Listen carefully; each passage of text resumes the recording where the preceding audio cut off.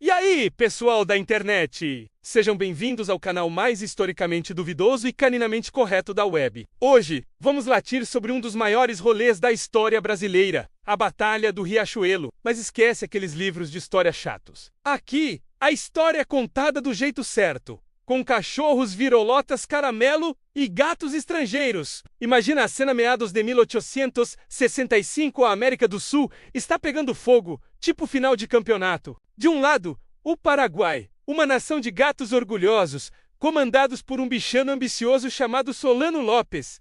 Eles se achavam os donos da bola, os reis do pedaço, com um exército que parecia saído de um desfile de moda felina. Tinha gato persa, siamês, angorá, todos cheios de si. Do outro lado, a Tríplice Aliança, Brasil, Argentina e Uruguai.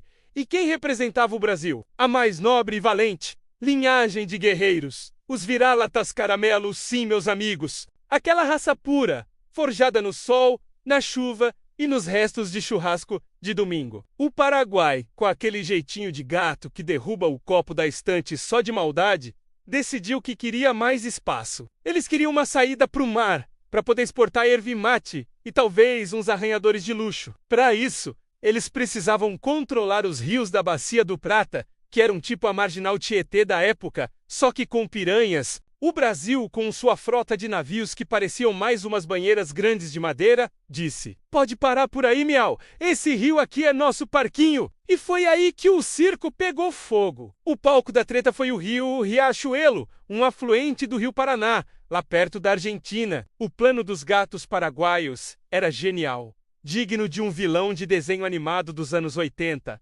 Eles iam fazer uma emboscada. O plano, que a gente pode chamar de Operação Arranha-Sofá, era atacar a frota brasileira de surpresa, enquanto os doguinhos estivessem tirando aquela soneca depois do almoço. Na manhã de 11 de junho de 1865, a esquadra paraguaia, com seus 8 navios e umas chatas cheias de canhões, desceu o rio silenciosamente. Pareciam até aqueles gatos que andam pela casa de madrugada, sem fazer um barulho. Eles se esconderam atrás de uma curva do rio, esperando a hora certa para dar o bote. A frota brasileira, com 9 navios comandados pelo almirante Barroso, um vira-lata experiente com cicatrizes de várias brigas de rua, estava ancorada, de boa, sem nem desconfiar do que vinha pela frente. De repente, pô, a esquadra paraguaia aparece, atirando para todo lado. Foi um caos. Gatos miando ordens em guarani, cachorros latindo em português, bolas de canhão voando que nem frisbees desgovernados. Os primeiros navios brasileiros foram atingidos em cheio. O Jequitinhonha, um dos maiores navios caramelo, encalhou num banco de areia. Ficou lá, parecendo aquele cachorro que tenta passar pela portinha do gato e fica entalado. A coisa estava feia pro nosso lado. Os gatos já estavam comemorando, provavelmente planejando transformar os navios brasileiros em caixas de areia gigantes. A situação era desesperadora. A fumaça preta cobria o céu, o cheiro de pólvora misturado com pelo queimado estava no ar. Parecia que a seleção de vira-latas ia levar uma goleada histórica. Mas aí, meus amigos, aconteceu o inesperado. O almirante Barroso, a bordo da sua fragata Amazonas, que era tipo o DeLorean da frota, teve uma ideia que mudaria tudo. Vendo que no tiroteio a gente estava perdendo, ele olhou para a proa do seu navio, olhou para os navios paraguaios e pensou: "Quer saber? Vou apelar." Ele soou 2 sinais de bandeira que ficaram para a história. O primeiro era: "O Brasil espera que cada um cumpra o seu dever." Uma frase de efeito para levantar a moral da cachorrada que já estava com o rabo entre as pernas. E o segundo, o mais importante: sustentar o fogo, que a vitória é nossa. Basicamente, ele mandou um aguenta firme aí, galera, bota pra quebrar. Mas a genialidade não parou aí. Barroso tomou uma decisão ousada, radical, no melhor estilo quem não tem cão, caça como gato. Ou melhor, quem é cão, caça gato mesmo. Ele deu a ordem mais maluca da história naval, a Bauruari pura pique, traduzindo do latim canino: "Vamos passar por cima desses miados." E o que ele fez? Ele virou o leme da Amazonas e acelerou com tudo para cima dos navios paraguaios. Foi tipo uma cena de Velozes e Furiosos, só que com barcos a vapor e cachorros latindo. É hora do show. A Amazonas, com seu casco reforçado, bateu com força total em 1, 2, 3 navios paraguaios.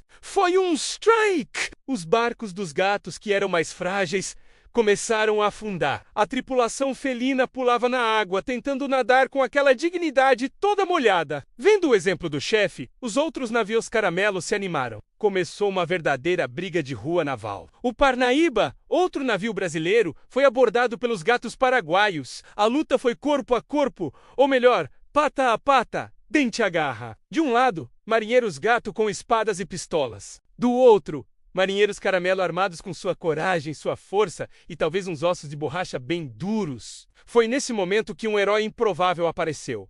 O guarda-marinha Greenhog, que mesmo ferido, defendeu a bandeira brasileira até o fim. Um verdadeiro guerreiro. A batalha virou um pandemônio. Navios brasileiros usando suas proas como arietes, atropelando os navios inimigos. Os gatos, acostumados com uma luta mais elegante, não sabiam o que fazer. Era como tentar lutar boxe com alguém que só dá voadora. A tática de guerrilha canina funcionou perfeitamente. A frota paraguaia, que começou o dia com a certeza da vitória, agora estava em pedaços. 4 de seus navios foram para o fundo do rio, e os outros fugiram com o rabo felpudo entre as pernas, miando por socorro. No final do dia, o cenário era de vitória total para os vira-latas. A Batalha do Riachuelo foi um ponto de virada na Guerra do Paraguai. A gente destruiu a maior parte da marinha inimiga e garantiu o controle dos rios. Isso impediu que o Paraguai continuasse avançando e permitiu que as tropas da Tríplice Aliança pudessem se mover livremente. Foi a vitória que mostrou para o mundo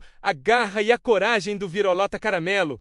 E o almirante Barroso virou uma lenda! O cara que no meio do caos teve a frieza de um iceberg e a ousadia de um cachorro que rouba a linguiça da churrasqueira. Sua tática de abauramento entrou para os anais da história militar como um exemplo de improviso e genialidade. Ele provou que às vezes a melhor estratégia é simplesmente ir para cima com tudo que você tem. E assim, a Batalha do Riachuelo ficou marcada não só como uma vitória militar, mas como um símbolo da resiliência brasileira. Aquele jeitinho de não desistir nunca, de encontrar uma solução criativa quando tudo parece perdido. É a prova de que mesmo quando você parece o azarão, com a força de vontade e a coragem de um bom e velho vira-lata caramelo, você pode virar o jogo e sair vitorioso. Então, da próxima vez que você vir um vira-lata caramelo deitado no sol, lembre-se, por trás daquela carinha de pidão pode existir o espírito de um herói de Riachuelo, e se você tem um gato, fique de olho. Eles podem estar planejando dominar o mundo, ou só derrubar suas coisas da estante mesmo. É isso aí, pessoal! Se você curtiu essa aula de história nada convencional, não esquece de deixar aquele like, se inscrever no canal e ativar o sininho para não perder as próximas batalhas épicas. Comenta aí qual outra história você quer ver contada por essa matilha. Valeu e até a próxima! Au!